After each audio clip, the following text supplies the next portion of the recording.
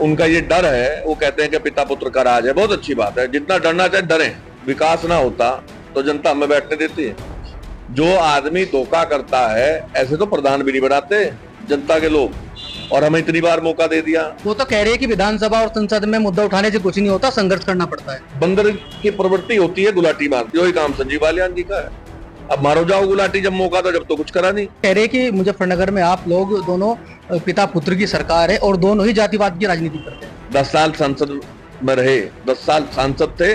सांसद के रूप में, मंत्री के रूप में क्या उन्होंने काम किए मुझे बता दे। शिक्षा के क्षेत्र में कुछ बड़ा काम उन्होंने किया हो। नमस्कार, स्वागत है आपका न्यूज 80 पर। मैं हूं आपके साथ गौरव चौटाला। मुजफ्फरनगर की सियासत का माहौल गरमाया हुआ है। एक दूसरे पर आरोप प्रत्यारोप लगातार लगाते आ रहे हैं। कल भी भाजपा के पूर्व केंद्रीय मंत्री डॉक्टर संजीव बालियान ने प्रेस वार्ता कर मुजफ्फरनगर के सांसद और समाजवादी पार्टी के राष्ट्रीय महासचिव पर गंभीर आरोप लगाए और कहा कि जनता को झूठ बोलने का काम कर रहे हैं और मुजफ्फरनगर में पिता पुत्र की सरकार है, विकास कार्य कहाँ हुआ है वो हमें दिखा नहीं। इसी बीच में आज तमाम बातें करने के लिए हमारे साथ में मौजूद है चरथाल विधायक पंकज मलिक, जिनसे बात करेगी क्या है पूरा मामला। विधायक जी, स्वागत आपका न्यूज पर। जी धन्यवाद। क्या है प्रकरण की जो चल रहा है कि प्रेस वार्ता में संजीव बालियान ने आरोप लगाया है? प्रकरण और पीड़ा तो पूर्व सांसद जी और पूर्व मंत्री जी से पूछिए आप जाकर के। वो जो कह रहे हैं, वो दिक्कत एक है, उनका जो राजनीतिक रूप से जो पदार्पण हुआ था वो इसी झूठ के आधार पर हुआ था। उस समय दंगे चले, दुष्प्रचार किया गया, उसके फलस्वरूप ये सांसद बने, इन्हें टिकट मिला, मौका मिला। और मेरे खूब अच्छे से याद है, अभी चुनाव हुआ, चुनाव के बाद एक लड़के ने जो मानसिक रूप से पीड़ित था, उसने किसी लड़की के साथ बदतमीजी की। उस पर भी इन्होंने बयान दिया कि हाँ सांसद सपा का बन गया, इसीलिए ये सब काम हो रहा है। मैं उनसे पूछना चाहता हूं, उन्होंने अच्छी बात कही, उनका ये डर है, वो कहते हैं कि पिता पुत्र का राज है। बहुत अच्छी बात है, जितना डरना चाहे डरें, हमें कोई फर्क नहीं पड़ता। अच्छी बात है कि वो हम लोगों को इस काबिल मान रहे हैं कि हम विपक्ष में होते हुए भी वो हमारी सरकार बता रहे हैं।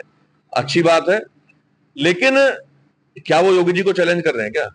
कल योगी जी परसों आए थे यहाँ और कल उन्होंने बयान दे दिया पिता पुत्र की सरकार है। इसका मतलब योगी जी से उनका कोई विवाद है, वो योगी जी को पसंद नहीं करते शायद। उन्होंने बताया कि जनता पे झूठ बोल रहा है, विकास कार्य नहीं हुआ है। कौन झूठ बोल रहा?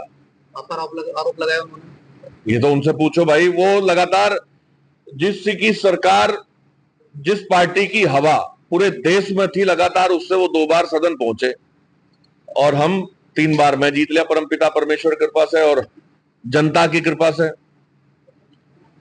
कई बार मेरे पिताजी जीते, 4 बार एमएलए, 2 बार सांसद। अब वो इसी बात को तो कह रहे हैं कि विकास नहीं दिखा इनका। सुन तो लो, विकास ना होता तो जनता हमें बैठने देती है। जो आदमी धोखा करता है ऐसे तो प्रधान भी नहीं बनाते जनता के लोग, और हमें इतनी बार मौका दे दिया। ये तो जनता ने तय कर दिया। जनता ने इस बात पे मोहर लगा दी कि सांसद जी बौखलाए हुए हैं। भाई जनता ने हम लोगों को आशीर्वाद दिया, तभी तो इतनी बार हम जीते। और अब देखिए, मेरी बात सुनो, अभी रेल की बात आप पूछेंगे, रेल के बारे में बता दूं। अब सांसद जी का ये काम है, पूर्व सांसद जी का। सांसद जी तो वो रहे नहीं, अब तो पूर्व सांसद जी हैं। पूर्व सांसद जी और पूर्व मंत्री जी का एक काम है कि एक बार जंगल में चुनाव हुआ और जंगल में राजा बंदर बन गया। मैं किसी के प्रति ऐसी बात नहीं कहता, पर उनकी हरकतों को देख करके ऐसा ही लगता है। बंदर की प्रवृत्ति होती है गुलाटी मारना। वैसे तो हम सबका सम्मान करते हैं, उनका मंत्री जी, पूर्व मंत्री जी का भी सम्मान करते हैं। तो उन्होंने, बंदर ने क्या किया, लोग आए समस्या सुनने लगे, समस्या लेकर गए तो बंदर ने समस्या सुनी। राजा साहब थे वो, राजा साहब ने समस्या सुनी, लोग आए, उन्होंने बताया जी हमारी सड़क नहीं बन रही, हमें फला आदमी परेशान कर रहा है जी, हमें फला जानवर परेशान कर रहा है। तो बंदर ने क्या किया, इधर से उधर गुलाटी मारनी शुरू कर दी, खूब गुलाटी मारी। तो उनसे पूछा जी आप काम तो कर नहीं रहे, गुलाटी मार रहे। उन्होंने कहा मेरा यही तो काम है, यही काम संजीव बालियान जी का है। अब मारो जाओ गुलाटी, जब मौका था, जब तो कुछ करा नहीं। उन्होंने मेरे से, हम पे आपने कहा आरोप लगाया, मैं उनका सवाल पूछता हूं। 10 साल संसद में रहे, 10 साल सांसद थे। सांसद के रूप में, मंत्री के रूप में क्या उन्होंने काम किए मुझे बता दें। शिक्षा के क्षेत्र में कुछ बड़ा काम उन्होंने किया हो? हमारे क्षेत्र में कितने विद्यालय हैं? मुझे टिप्स में गिनवा दें कि उन विद्यालयों में कितनों का उन्होंने अपग्रेड करने का काम किया सरकारी का, जाकर के चलो मेरे साथ देखो। मुद्दों की बात करें ना, बेकार की बात क्यों कर रहे हैं? मुझे बता दें कितने अस्पतालों को अपग्रेड करने का काम किया, नीचे भी उनकी सरकार थी, ऊपर भी उनकी सरकार थी। मुद्दों की बात करें। 2 विद्यालय, एक कसेरवा में एक जड़ोदा में, समाजवादी पार्टी के टाइम से राजकीय इंटर कॉलेज आए थे, जो उस समय बने थे, खाली पड़े थे। मैंने जाकर के सदन में आवाज उठाई, अधिकारियों से बात की, तब जाकर के उनमें सत्र शुरू हुआ। बताओ ना, शिक्षा के क्षेत्र में, अस्पताल के क्षेत्र में, नौजवान के भविष्य के लिए कोई काम किया हो? बड़ा काम बता दो। वो तो कह रहे हैं कि विधानसभा और संसद में मुद्दा उठाने से कुछ नहीं होता, संघर्ष करना पड़ता है। ये उनकी विद्वानता है, इतने ही विद्वान है वो, मैं उनका सम्मान तो करता ही करता हूं, पर उनकी जानकारी बढ़ा दूं कि उनके इन शब्दों से ऐसा प्रतीत होता है कि वे लोकतांत्रिक प्रणाली में विश्वास नहीं करते और संवैधानिक रूप से चीजों को नहीं मानते, संविधान को तोड़ने वाले लोगों में से हैं वो। अरे यार, आप बताइए भाई साहब, सदन में पक्ष का आदमी जवाब देता है और विपक्ष का आदमी अपने क्षेत्र की समस्याओं को सुनकर के वहां रखता है, बताता है। बल्कि विधानसभा में बहुत सारे सदन में ऐसे सदस्य हैं जो विधायक के रूप में भाजपा से जीत कर आए हैं, वो भी अपनी समस्या को उठाते हैं और उनके काम होते हैं। हमें तो कह रहा, हमारे तो हुए काम, और हमारे पास तो यही तरीका है ना। जनता का बेवकूफ तो वो बना रहे हैं, चीजों को डाइवर्ट कर रहे हैं। किस लिए कर रहे हैं साहब? रैपिड रेल की बात थी। रैपिड रेल के बारे में हमारे पिताजी ने 0 ओवर में सवाल उठाया, सवाल का जवाब आया सरकार की तरफ से। अब बताइए, उसमें भी मैंने कल, आप लोगों की प्रेस थी, उसमें सुना है कि उन्होंने कहा कि गलत मंत्री से जवाब पूछ लिया। यार, हम कौन है पूछने वाले? हमने तो अपनी समस्या रखी है। आदरणीय सांसद मुजफ्फरनगर श्री हरेंद्र सिंह मलिक जी ने वहां अपने क्षेत्र की समस्या रखी है। क्षेत्र के लोगों की बड़ी डिमांड है कि यहाँ रैपिड रेल बने, जिससे लोगों को आने जाने में आसानी हो सके। क्या मुजफ्फरनगर में आएगी? सुन लो, मेरी सुन तो लो। सवाल उठाया, 0 ओवर में सवाल उठाया, सरकार की तरफ से जवाब आया। साफ साफ इसमें लिखा है, dear Shri Harendra Singh Malik ji, kindly refer to the matter raised by you during 0 over in Lok Sabha on 25/7/24 regarding industrial pollution and non availability of rapid rail in Muzaffarnagar. स्पष्ट इसमें लिखा हुआ है कि आपने जो सवाल उठाया था इंडस्ट्रियल पोल्यूशन और रैपिड रेल का, स्पष्ट लिखा है क्या? Non availability of rapid rail, साफ लिखा हुआ है। उसका ये जवाब है। अब मंत्री जितना भी नहीं पढ़ पाएगा, पूर्व मंत्री जी, उन्हें पढ़ लेते, पढ़ करके जवाब देते तो अच्छा लगता। जनता ने 10 साल उन्हें चुन करके भेजा है, अब वो ऐसी अज्ञानता की बात कर रहे हैं। मंत्री का जो जवाब आया है, हमने वो सबके सामने रखा, इसमें क्या गुनाह है? हमने रख दिया। और हमारी जिज्ञासा थी कि हमारे क्षेत्र में विकास हो। हम लोग तो भाई, तीसरी बार मैं एमएलए हूं, 6 बार मेरे पिताजी पद पर है। हमें तो यही पता है कि विपक्ष के लोग सवाल उठाएंगे, अधिकारियों से संवाद करेंगे, नेताओं से मिलकर के अपनी बात रखेंगे, तब समस्या का समाधान होगा। प्रयास करेंगे, और प्रयास के यही तरीके हैं। कह रहे हैं कि 4 बार विधायक आप भी रह लिए और संसद जी भी रह लिए। आपकी उम्र कितनी है? तो उन्होंने सवाल का, अरे मेरे भाई, आपकी उम्र कितनी है? आप मेरे से भी छोटे हैं। जब मैं छोटा था तब लोग यहाँ बताते थे कि उस समय के जो विधायक हैं, कोई भी हो, सब ने अपने स्तर पे काम किए। और मलिक साहब का नाम तो इतना था कि आपके याद होगा, चौधरी अजीत सिंह जी उस समय मंत्री थे, सुना होगा आपने अपने बड़ों से। चौधरी अजीत सिंह जी, जिनका हम बहुत सम्मान करते हैं, उनकी प्लानिंग थी शुगर मिल की, वो मिनिस्टर थे। मेरे पिताजी ने उनसे मिलकर के क्षेत्र के लोगों की आवाज को वहां तक पहुंचा करके, लड़ाई लड़ करके शुगर मिल की स्थापना यहां कराई थी, तिताबी में।